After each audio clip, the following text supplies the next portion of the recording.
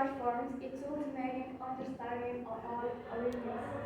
That's why when we look at the stars and we look at the limits of the galaxies, we can learn from the first stars that born and die, and explain us why we are here and now.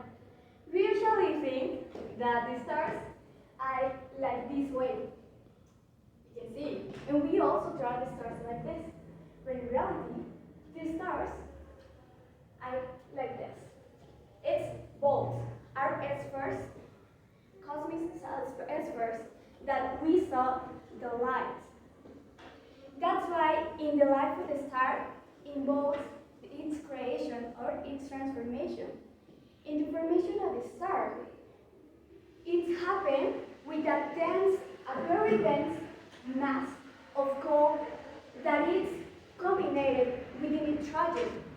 When these elements are combined, this is creating we are experiencing a perturbation, and here the temperature of the mass increase. It's converted in a protostar. A protostar is like this, and it's in this point, the center of this point, the nucleus of the star, starts to be hot, and it's high temperatures that we can see. So, in this that develop a hot center, it's led us to know what is the second phase of the star. This is the life of the star. Here again, there are contractions. In the stars, there are very derivations on the temperature of the stars. There is not just a temperature or just a combination. No. Here again, the mass is cold. But now there are more elements that are involved. Here there are lithium, there are hydrogen, there are also like materials that are combined.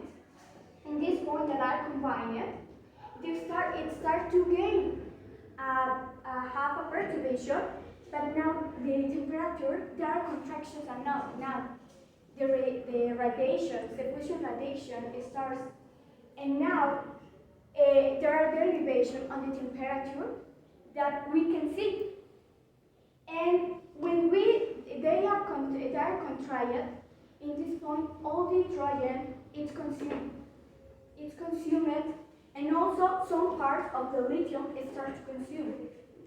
This is sometimes derivations depending on what is the mass of the star and how many mass have. Of course, each star is different, but it's in a reaction that there are, its meaning has that thermonuclear reaction. There is the last phase of the star, that is the that when all the hydrogen is consumed, it starts to convert into a black hole. A black hole absorbs all the material that are in the star. In this point, every material can escape. And sometimes some material can escape, but depending on the star, of course. But here, also for a long time, over the billion of years, this starts to convert into a white dwarf. The white dwarf, it gives us an ending of the star. Why? Because it started over the years disappearing, convert transparent. It's disappearing, and for a lot of space. That's because we stop to see the sky. We stop to see the stars in the sky. Each star is different. No two stars are the same. And for that, we can learn from the stars. For that, when we say the stars are just one part of the big mysteries that the universe has.